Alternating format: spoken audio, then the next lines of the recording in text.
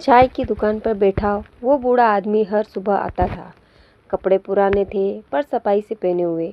उसकी आंखों में बहुत सी कहानियां थी पर वो बोलता नहीं था। मैं हर दिन उसे देखता था पर कभी बात नहीं की। एक दिन अचानक बारिश आ गई। मैं दौड़ता हुआ चाय की दुकान में घुसा। वहीं कोने में वो बूढ़ा बैठा था।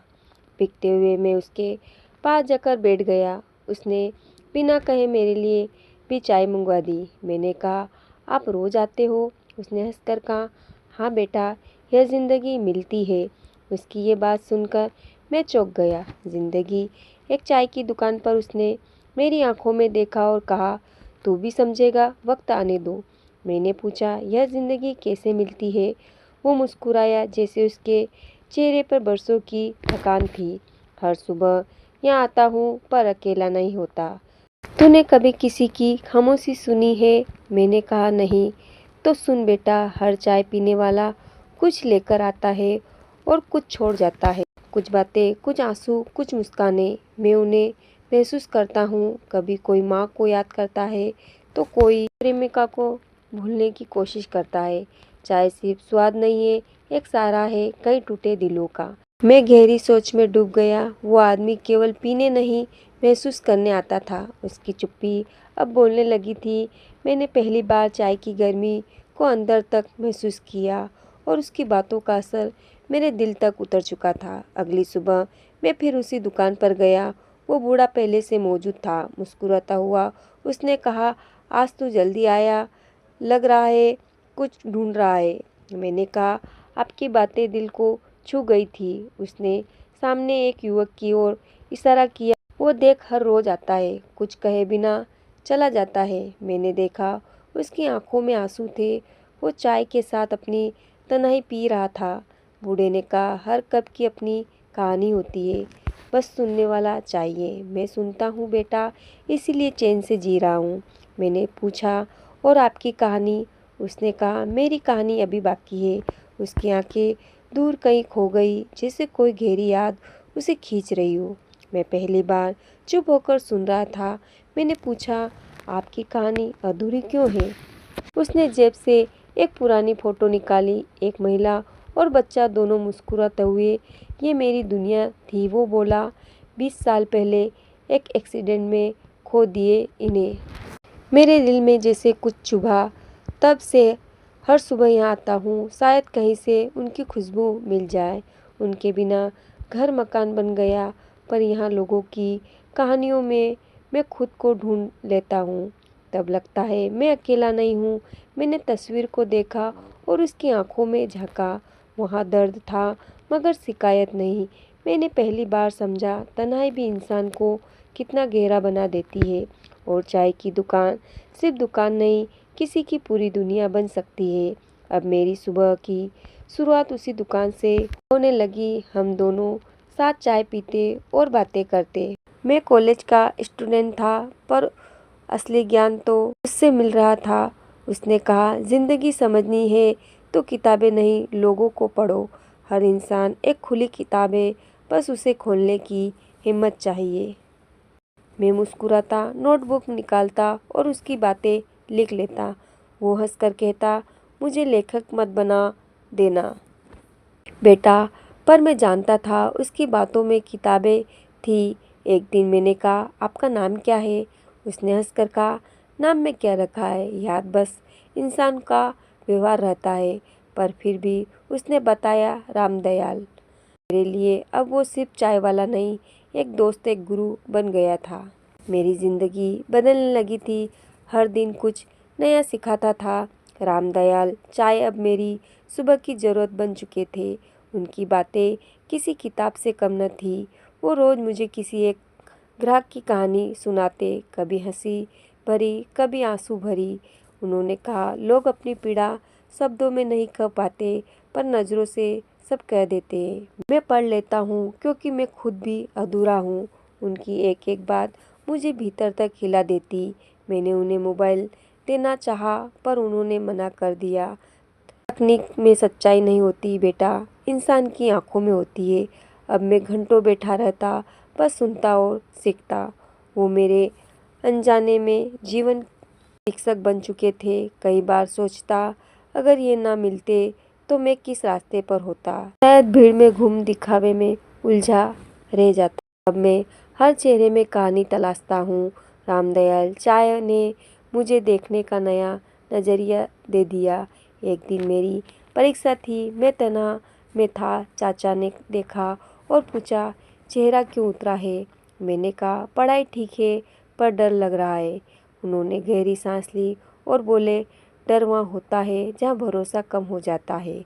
अपने आप पर भरोसा रखो बेटा, परिणाम से पहले मेहनत को देखो।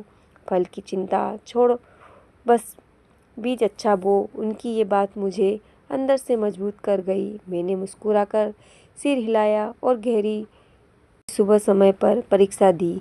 वो सुबह मुझे एहसास हुआ, सिर्फ पढ़ाई ही नहीं, किसी की एक सच्ची बात भी हिम्मत दे सकती है। परीक्षा के बाद मैं सबसे पहले उसी दुकान गया। चाचा वहीं बैठे थे, जैसे मेरा इंतजार कर रहे हो। मैंने कहा, आपकी बात ने मेरा डर मिटा दिया। उन्होंने मुस्कुराकर चाय आगे बढ़ा दी। कहा, आज की चाय मेरी तरफ से। अगली सुबह चाचा दुकान पर नहीं थे। मालिक ने कहा, आज रामदयाल जी नहीं आए। मेरा दिल धड़क गया, कहीं कुछ हो तो नहीं गया। सारा दिन बेचैनी में बीता। अगले दिन भी वो नहीं आए। अब मैं दुकान की चाय पीने नहीं, उन्हें देखने जाता था। तीसरे दिन मैं उनके मोहल्ले तक चला गया। किसी ने बताया वो बीमार है, घर पर है। मैं तुरंत उनके घर पहुंचा। छोटा सा कमरा, एक खाट और वहीं मुस्कुराता चेहरा। अरे तू आ गया, उन्होंने धीरे से कहा। मैं जानता था तू जरूर आएगा। मैंने उनकी हथेली थामी, वो कांप रही थी। मेरी आंखें भर आई।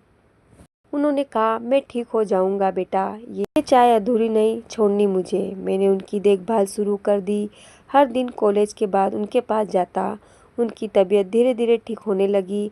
एक दिन उन्होंने कहा, अगर कभी मैं न रहूं तो मेरी तरह सुनना, लोगों की कहानियों, उनकी खामोशियों, उनके आंसू। मैं नहीं चाहता कि ये दुकान चुप हो जाए।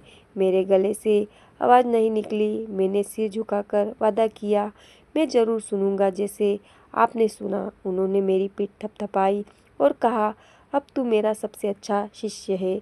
उस दिन पहली बार हमने साथ बैठकर 2 कप चाय पी। वो चाय सिर्फ स्वाद नहीं, एक जिम्मेदारी का वादा बन गई थी। एक चुप स्वाद जो मेरे जीवन का हिस्सा बन गया। रामदयाल चाचा धीरे धीरे ठीक हो गए। अब वो रोज दुकान पर नहीं आते थे, पर कभी कभी बैठ जाते। मैंने उनकी कुर्सी को खाली नहीं रहने दिया। लोग अब मुझसे भी बात करने लगे। मैंने उनकी बातों को लोगों से बांटना शुरू किया। कुछ लोगों ने कहा, तुम्हारी बातें रामदयाल जैसी ही है। मैं मुस्कुराता, पर अंदर कुछ भर आता। मैंने एक छोटी सी नोटबुक रख ली। हर ग्राहक की एक पंक्ति उसमें लिखता, हर इंसान की ज़िंदगी एक किताब है, पढ़ना सीखो। अब वो दुकान मेरी नहीं, हम सबकी थी। चाय के साथ अपनापन भी परोसा जाता। रामदयाल चाचा मेरे अंदर समा गए थे। मैं अब सिर्फ उन सुनने वाला नहीं, समझने वाला बन गया था।